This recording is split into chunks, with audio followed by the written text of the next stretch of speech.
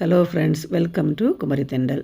ஜவ்வரிசி வடை ரெடி பண்ணுறதுக்கு 1 கப்பு வறுத்த வேர்க்கடலை எடுத்துகிட்டு அதை மிக்ஸி ஜாரில் சேர்த்து இந்த மாதிரி பொடி பண்ணி எடுத்து வச்சுக்கோங்க.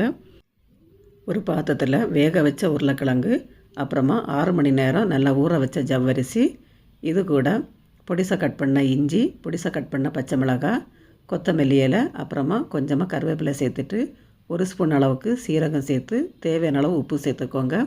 இது கூட 1 ஸ்பூன் அளவுக்கு லெமன் ஜூஸ் சேர்த்துட்டு பொடி பண்ணி எடுத்து வச்சுட்டு இருந்த நிலக்கடலையும் சேர்த்துட்டு நல்லா பிசைஞ்சு இந்த மாதிரி வடை பதத்துக்கு இதை ரெடி பண்ணி எடுத்துக்கோங்க. இப்போ ரெடி பண்ண வடையை சூடான எண்ணெயில் போட்டு ஃப்ரை பண்ணி எடுத்துக்கலாம். ஒரு பக்கம் இந்த மாதிரி வெந்ததுக்கப்புறமா திருப்பி போட்டு வேக வச்சு எடுத்துக்கோங்க. 2 பக்கமும் நல்லா மொறு வர்றது வரைக்கும் இதை வேக வச்சு எடுத்துடலாம்.